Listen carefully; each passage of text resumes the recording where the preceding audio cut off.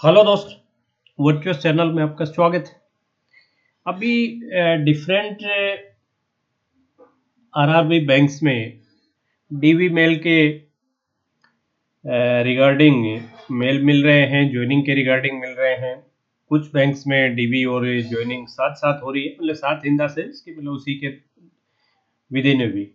कुछ में सिर्फ डीवी हो रही है और ज्वाइनिंग के लिए अलग से इंटीमेट करेंगे। तो जो वीडियोज अपने अपलोड किए डीवी मेल के ज्वाइनिंग से रिलेटेड आरआरबी के लिए, उसमें काफ़ी बच्चों की जो डिमांड थी वो थी एसबीआई जूनियर एसोसिएट। उनके मन में एक तो जो वेट लिस्ट डिक्लेयर होती है वो उसका वॉल्यूम कितना होता है और उसका वेटेज कितना रहता है, और दूसरा मिनिमम एग्रीगेट मार्क्स जो जूनियर एसोसिएट के लिए है, क्योंकि एसबीआई जूनियर एसोसिएट की डेफिनेटली एक बहुत बड़ी भर्ती इस साल आई है। 15,000 प्लस वैकेंसीज हैं जो काफ़ी लंबे टाइम बाद देखने को मिली है। इन सालों में इतनी वैकेंसीज नहीं आ रही थी। अच्छी खबर है और सभी उत्साहित है, पढ़ने वाले भी और पढ़ाने वाले भी।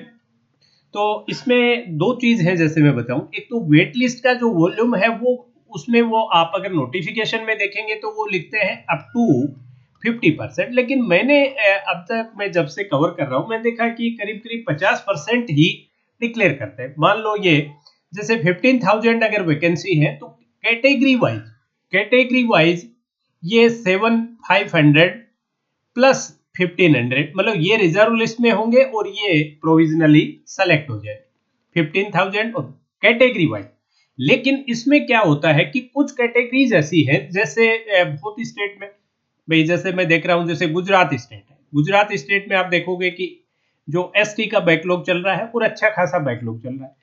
तो उसमें क्या हुआ कि जो मिनिमम एग्रीगेट मार्क्स है मेंस के लिए, मिनिमम एग्रीगेट मार्क्स ये सिर्फ मेंस के लिए है, प्री में नहीं है। मिनिमम एग्रीगेट मार्क्स कहाँ है? मेंस में है। और ये कितने हैं? वैसे ये नोटिफिकेशन में डिक्लेयर नहीं करते, लेकिन मैं जब से कवर कर रहा हूं मैंने ये देखा है कि ये जो कैटेगरी के बच्चे हैं इनके लिए ये 30% है। तो अगर अपने 200 का जो टोटल है तो उसमें अपने मान के चलें कि 60 मार्क्स मिनिमम आपको एग्रीगेट चाहिए।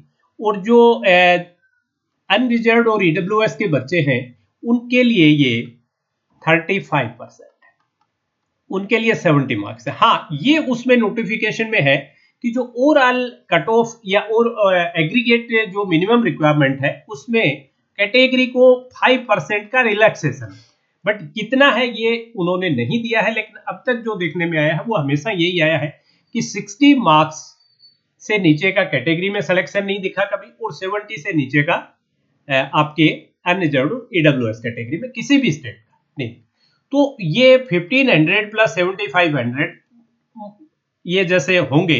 लेकिन कुछ कैटेगरी में क्या होगा, जैसे आपके एक्स सर्विसमैन है, एक्स सर्विसमैन में भी जो डिसेबल है, देन कुछ स्टेट्स में एससी एसटी कैटेगरी के जो बच्चे हैं, तो उनमें आपको बहुत स्टेट्स में ये क्या वजह मिलेगी कि कैटेगरी के बच्चों ने 30% का राइडर क्रॉस नहीं किया, तो वहां आपको रिजर्व लिस्ट में बच्चे नजर ही नहीं आएंगे। मान लो मेन लिस्ट में आपको प्रोविजनली किसी स्टेट में 200 स्टूडेंट्स को सिलेक्ट करने थे और 200 ही नहीं आए।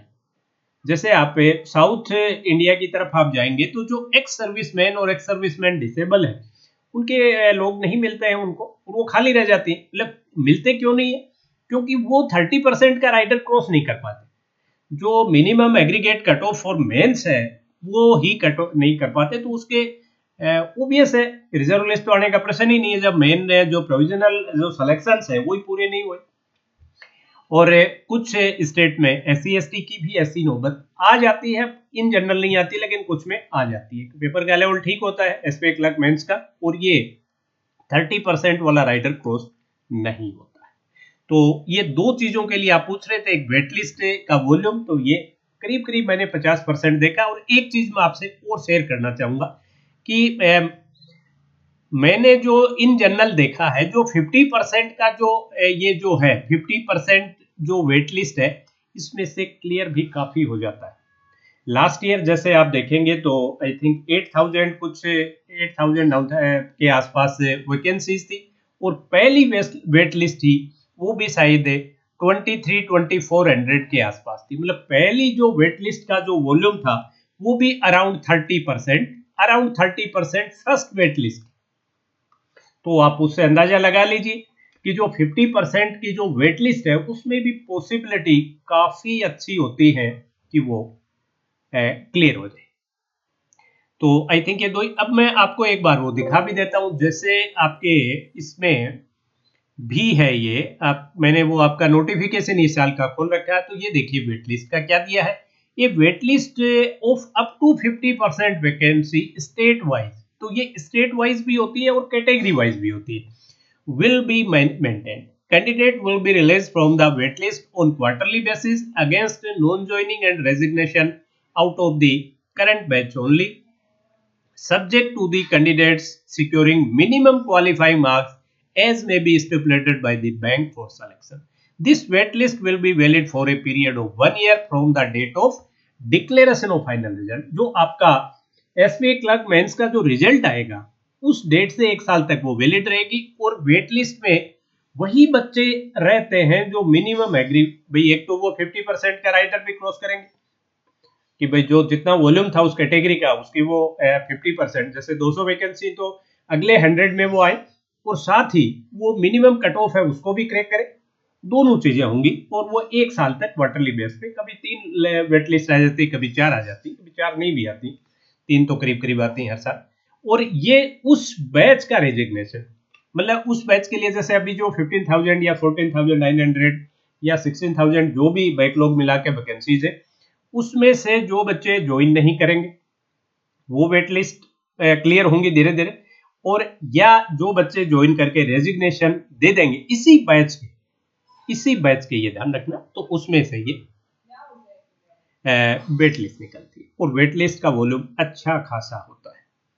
ठीक है, तो आई थिंक जो आप लोगों के मन में क्वेरी थी वो रिजॉल्व हुई होगी। फिर भी अगर कोई डाउट है तो प्लीज आप इस वीडियो पे कमेंट कर दीजिए और नेगेटिव कमेंट मत कीजिए, आपकी डिमांड पे मैंने वीडियो बनाई। That's all for today, have a nice day.